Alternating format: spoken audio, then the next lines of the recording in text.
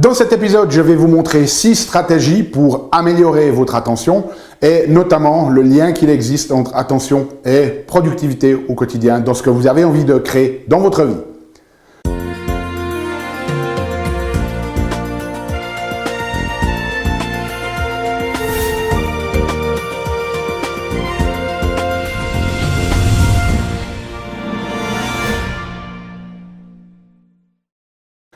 Parce que la vie est bien trop magique pour être petite et que nous avons tous besoin d'une prescription pour grandir en conscience et faire que nos rêves dévorent notre vie. Bonjour, je suis le Dr Yannick Pauly. Bienvenue à un nouvel épisode d'une grande vie où chaque semaine je vous propose de découvrir des stratégies pratiques pour grandir en conscience, qu'elles soient d'ordre physique, émotionnel, psychologique ou spirituel, parce que c'est cette conscience qui est au cœur d'une vie pleinement vécue et de notre évolution en tant qu'être humain.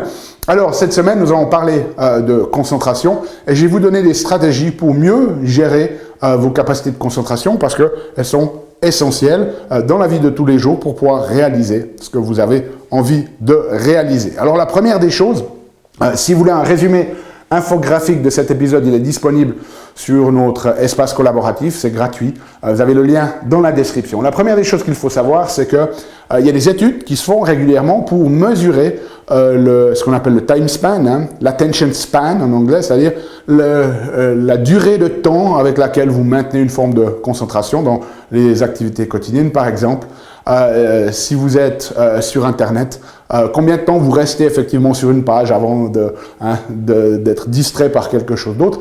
Et dans les années 2004, eh bien, pour l'être humain, cette durée était de 150 secondes, donc 1 minute et demie environ. Et puis, en 2021, eh bien, elle n'était plus qu'à 45 secondes. Donc, toutes ces avancées des technologies, en fait, entraînent notre système nerveux et le rendent plus difficilement apte à maintenir une bonne concentration. Et donc, ce que je vais vous proposer aujourd'hui, ce sont ces 6 stratégies pour contrecarrer ces effets-là. Alors, entrons tout de suite dans le vif du sujet. La première, c'est de remplir vos réserves. Okay? Soyez conscient que votre concentration, c'est quelque chose de limité, un petit peu comme un bocal dans lequel vous iriez puiser et ça a besoin d'être rempli. Donc, vous ne pouvez pas focaliser sur de trop longues périodes. Votre système va fatiguer et vous avez besoin donc de rétablir, de remplir, si vous voulez, ces réserves.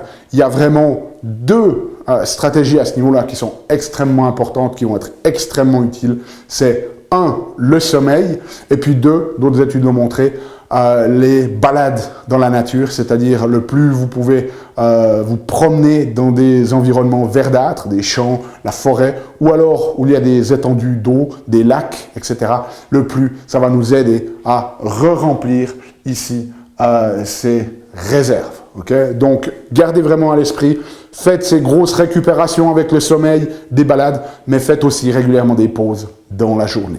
Deuxième stratégie, c'est favoriser la bonne humeur. Okay? Notre humeur va influencer notre attention. Si vous êtes déprimé, votre concentration ne va pas être aussi bonne que si vous avez la pêche et que vous êtes enthousiaste. Et donc ça, c'est vraiment quelque chose de très important.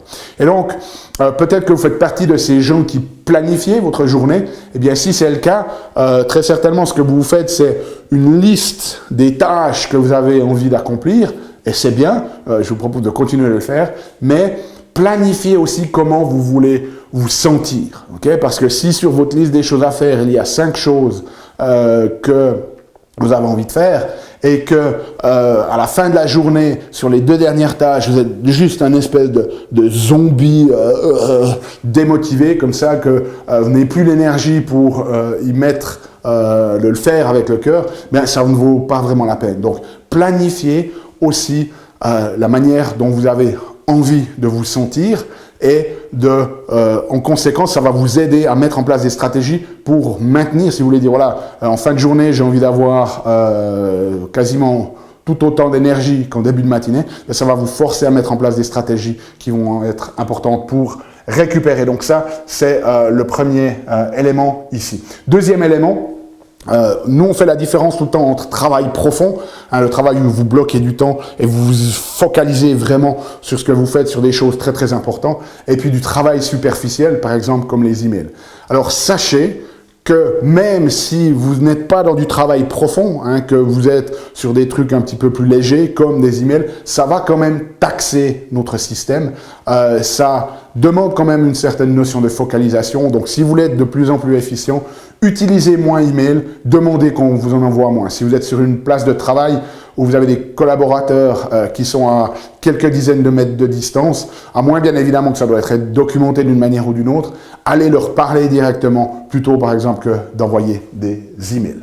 Et puis, une chose qui est très importante, c'est que peut-être vous avez mis ces 5 éléments sur votre liste des choses à faire, vous arrivez en fin de journée, vous n'avez pu en faire que 4, et là, vous avez cette 5e qui tourne en boucle dans votre tête, vous rentrez chez vous, mais au lieu d'avoir pu poser la chose, eh bien, vous avez toute cette attention qui tourne en boucle, peut-être même de manière un peu inconsciente dans votre système, parce que vous ne voulez pas oublier cette tâche que vous n'avez pas faite. Ça va taxer aussi notre système, ça prend de l'attention, ça a même un nom, c'est l'effet Zeigarnik, et donc, la suggestion ici, c'est si vous avez une liste des choses à faire, que vous n'avez pas tout fait, faites-vous une liste des choses qui restent à faire, okay? Et vous le posez sur écrit, comme ça, lorsque vous rentrez chez vous, eh bien, vous pouvez y aller sans avoir cette notion de boucle qui n'est pas fermée, qui tourne en boucle dans votre tête et qui vous prend de l'attention et qui va empêcher le sommeil d'avoir un effet aussi réparateur, okay?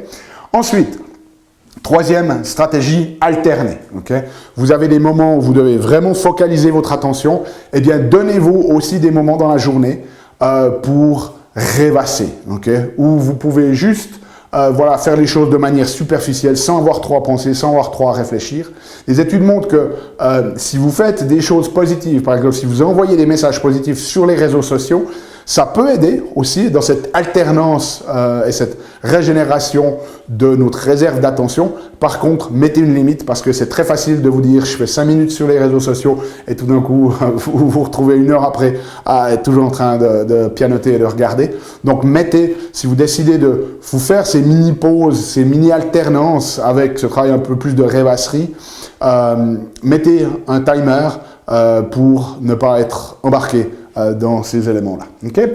4e élément, c'est bannissez le multitâche. Okay? Il y a des gens qui se sentent des héros de pouvoir faire plusieurs choses à la fois. La réalité, c'est que le multitâche, d'un point de vue cognitif cérébral, ça n'existe pas. Votre cerveau, il n'est pas capable de faire 2 choses en même temps. Il est capable de passer très rapidement d'une chose à l'autre. C'est ça qu'on appelle le multitâche. Mais concrètement, il doit faire une chose après l'autre. J'en ai déjà parlé dans d'autres épisodes. Il y a des études qui montrent que le multitâche est quasiment aussi toxique que fumer des joints. Et donc, ce n'est vraiment pas bon pour nous. Donc, évitez ce multitâche. Faites une chose après l'autre. À chaque fois que vous êtes en multitâche, dès le moment où vous switchez d'un élément à l'autre, ça va prendre de l'énergie et de l'attention à votre système pour reconstruire un modèle mental de ce que vous étiez en train de faire. Okay? Donc, à chaque fois que vous switchez, ça va avoir un coût énergétique, sans parler d'un coût de temps, parce qu'il y a des études qui montrent que, voilà, quand vous passez d'un élément à l'autre, vous n'arrivez pas directement à vous remettre dedans, ça vous prend un petit peu de temps, et donc ça prend aussi de l'énergie mentale.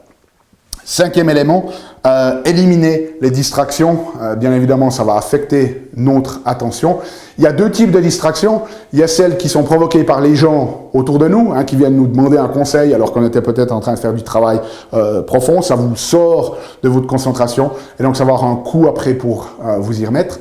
Et il y a les interruptions que l'on a soi-même, où tout d'un coup, peut-être que vous avez de la fatigue, votre attention n'est plus aussi bonne, vous avez un moment de distractabilité et vous partez dans des pensées, vous partez sur Internet, sur les réseaux sociaux et vous perdez du temps. Et il y a des études qui montrent très clairement que le plus vous êtes interrompu de l'extérieur, plus vous allez développer aussi ces espèces d'auto-interruptions où votre système bug et puis vous partez en distractabilité. Donc, ce que vous pouvez faire au-delà des autres stratégies pour améliorer ces auto-distractions, eh bien, c'est de limiter les distractions. Si vous devez interagir avec des gens, ne les laissez pas venir vous interrompre à n'importe quel moment.